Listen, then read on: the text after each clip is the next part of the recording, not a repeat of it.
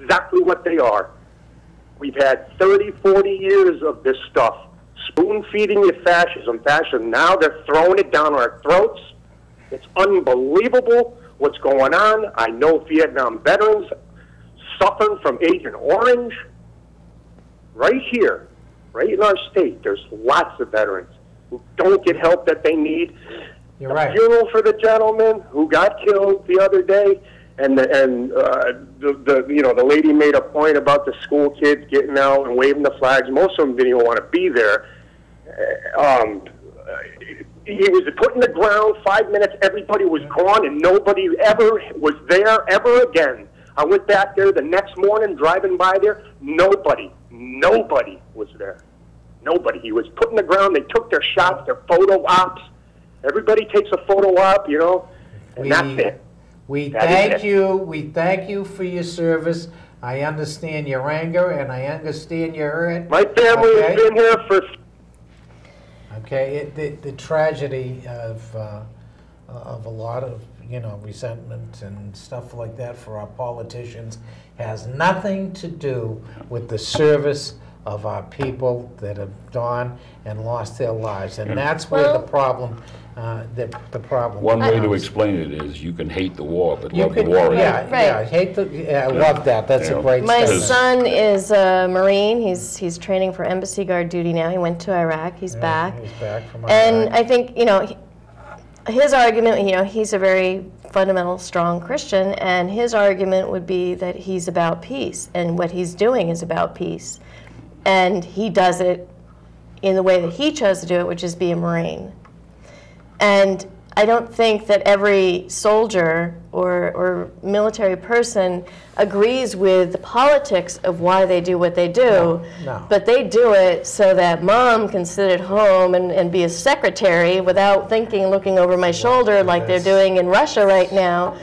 You know, I'm not being politically attacked. I don't have tyranny in my country. I don't have terrorism in my country. When I do have threats, they're addressed, and they're addressed by your daughter and my son, and so yeah, we don't always agree with why, and I would disagree that nobody comes after, because I buried my brother. He was a Marine. He had the military service, and I mean, I still will go to his site, and you're right, nobody else but family goes, but nobody goes to other sites. Go to Arlington and see them there at the different Right, stones. they certainly do visit the larger cemeteries. They fight during the war because that's their duty. It's not that they hate the people that are in front of them. They love the ones that are behind them. Right. Exactly. And that's why they fight. And I mean, none of these concepts are really new. I mean, even I think so far back, one of my favorite quotes in Latin, "Si vis pacem para bellum."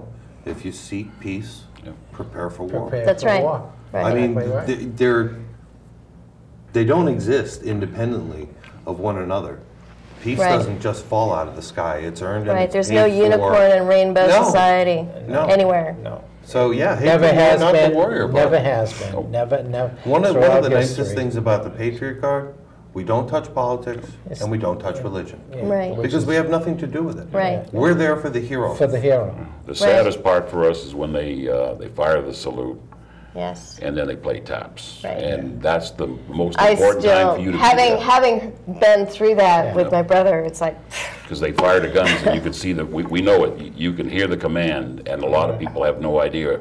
And then when the rifle fire goes, it scares the life out of them. Right. Yeah, what do you think it's doing in the line? I'm standing in the line in Middletown, and the helicopters are circling off, waiting for the time to tell them to come in and fly over. And just as they fire the guns, the helicopters go by. So now the smell of gunpowder, jet fuel, helicopters flying overhead.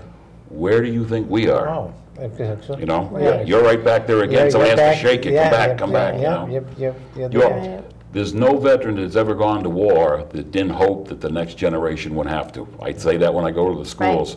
We always hope that you wouldn't have to go. That it wouldn't be necessary, but it is. And now another generation. More patriotism now is because more families are affected. Husbands and wives, brothers and sisters, more families are involved in the war now, more than they ever did during Vietnam. So now it really hits hometown America. And we have a lot of different arenas of conflict. It's not just Iraq and Afghanistan. Yeah, it's not only that. I really think there's greater understanding. We went through an era that was brutal, that tore the country apart, the political disagreement. And the shame of that was that our heroes got hurt in that. And it took people a while to realize they were focused. The politics is one thing. This is, our caller needs to fix on the politics. You don't like it, then you need to get out there and change it. You need to vote. You need to do whatever it is. You don't like, that has nothing to do with our fallen heroes that are there to defend us, to do their duty. Well, I saw a sergeant major at the airport when the RCAV unit came back. We had saw him leave, we saw him come back. And he says, you know, I'm glad you guys are here. He said, because sometimes we don't think anybody really cares what happens, what we're doing. And then we see a little boy, his dad gets off the bus and he goes running. Nobody's going to stop him, you know, like running out there. And that's when we feel here, yeah, we're here so that you know we care about you. We worry about you. We see you off. We tell them. We watched one girl during formation when they were sending them off, and after they broke ranks, they come over and she was crying. She said, I just wanted to say thank you for being here. I said, well, we'll be here when you get back. We'll be praying for you while you're gone. It's a very strong memory you're leaving behind for the family. Yeah, well, you know, you just want them to... Because it sounds and smells and, you know, we didn't have the Patriot Guard for my brother's service, but the things you remember is the feel of the bullet that they give you all the casings and they stick them in the flag, and you know, it's all sensory. And so you're just giving that extra bit to the family to embrace because that's what they'll remember. Well, you were promised if you served in the military, when you die, you'd have military honors. Right. And last year at the end of June, they ran out of money. And there was 66 of them that were done without military honors that they had to go back once the governor found money. And we went back to quite a few of them, memorial services to complete it. We've been there when the bugle, the battery-operated bugle, pays 4 notes and dies. One of our members has a bugle and plays it for you because so it doesn't happen. And you stand strong, you stand, you know, you're proud holding that flag, you know, to be there for the family because all you have to do is look around.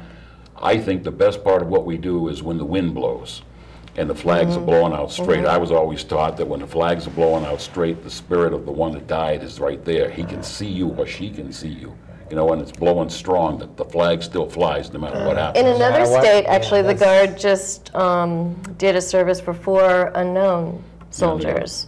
You know, there is no family there. You know, the Guard is it. Well, we did it in New York. The week we had the 16 inches of rain, we got a call from New York that they had a Vietnam veteran with no family. Could anybody come? 3 of us from Connecticut took the ferry over, met 5 from New York, and the transit authority where the man worked, all the bosses were there, and they brought 5 bagpipers. Now imagine what 1 sounds like, imagine 5. And we stood there in the rain, and we did the correct military honors, and then everybody saluted and told them, you didn't die alone. You know, somebody was here with you, you know. That's the important part.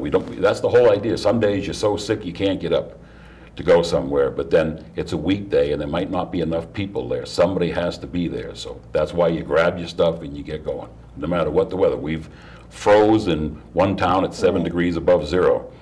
We've had other days when it's 100 and you're sitting there, standing there with neither of those are nice bike rides. No, but it's important. You're there for whatever. We load extra clothes during the winter. I have ponchos in case it rains. I tell them it's a lucky poncho. If it rains, I put that on. It stops. It did.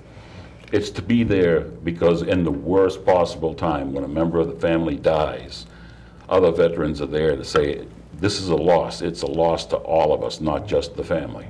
Right. And I imagine those that are serving, actively serving, are looking at or hearing the stories of your presence, and it gives them some comfort that not like you want to look forward thinking that, you know, this could happen to me, but every minute that you're on a battlefield, you are thinking, this could happen to me. And we went into the armory. It's on the 2nd deck. We brought our flags up. Everybody grabbed a flag. We walked in. They were in formation. There was people in the stands. They started clapping. And we thought, well, the governor must be right behind us. We better hurry up and get in the back of the stage where we do the flag line. And they still clapping. So then the sergeant major came over. He said, they're clapping for you. I said, we don't understand. He said, because you're always here. That's the best I could do. I'm here. Yeah, that's what it's about. They shake your hand, they're crying.